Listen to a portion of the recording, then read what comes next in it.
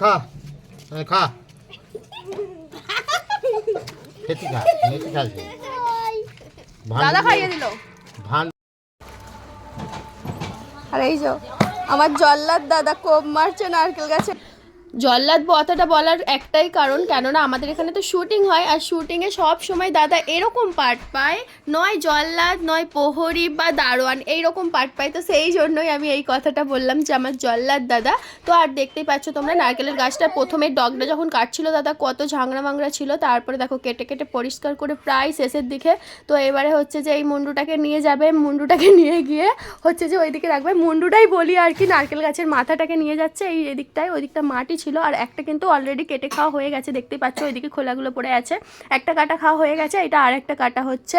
আর এগুলো হচ্ছে ভীষণই কষ্টের কাজ, এগুলো কেউ করতে চায় না, দাদাই হচ্ছে যে বাচ্চাদের মুখের দিকে চেয়ে এটাকে করছে, না হলে অন্য কেউ তো করতেই চায় না।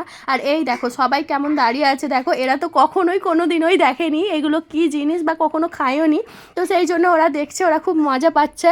আর আমিও এদের সঙ্গে দাঁড়িয়ে আছি, আমি তো ওদের থেকেও ছোটো, তো ওদের থেকেও বেশি মজা আমিই পাচ্ছিলাম, ঠিক আছে। তো ভীষণই কষ্টের কাজ, দাদা অনেকক্ষণ ধরে করছে, একটা যেহেতু কাটা হয়ে গেছে, একটা খাওয়া হয়ে গেছে, তারপরে দ্বিতীয়টা নেক্সট টাইম করার সময় দাদার একটু কষ্টই হচ্ছিলো, আর যেহেতু এগুলো প্রচুর কষ্টর কাজ, তো আমি দাদাকে বলছিলাম দাদা আমি কিন্তু ফার্স্ট টেস্ট করবো এইটার, তো সেই জন্য হচ্ছে যে দাদা, আমি বলি তুমি তাড়াতাড়ি কাটো বলে, এই যে দেখতে পাচ্ছ দাদা আগে তুলে নিয়ে হচ্ছে ওগুলো জলে দিয়ে দিচ্ছে, না হলে এগুলো ওপরে থাকলে এগুলো খেতে খা খেতে খাচ্ছে দাদা খাইয়ে দিল। ভান আর এই যে দাদা সবগুলো তুলে নিয়ে জলে রাখছিল একটু একটু করে, আর এই দেখো সবাই মিলে একটু হাই করে দিল। আমরা তো প্রচুর মজা করছিলাম, ভীষণ ভীষণ মজা করছিলাম, আমি স্নান করতেই যাচ্ছিলাম, আর ওই দেখো ওইদিকে পিছন দিকে পুকুরটা, আমাদের পুকুরটা ভীষণ বড়, মাও এসে দেখছিল একটু টুকুর টুকুর করে।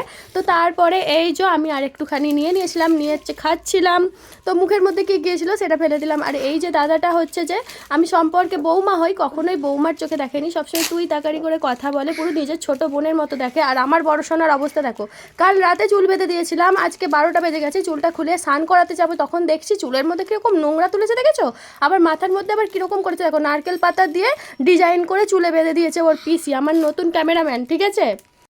দেখতে কিন্তু বেশ সুন্দর লাগছিল, নারকেল পাতা, নরম নারকেল পাতা দিয়ে আর একরকম কিরকম গার্ডারের মতো বানিয়ে দিয়েছে। চুলটার অবস্থা দেখেছো, ধুলোই ভর্তি, ধুলোই ভর্তি।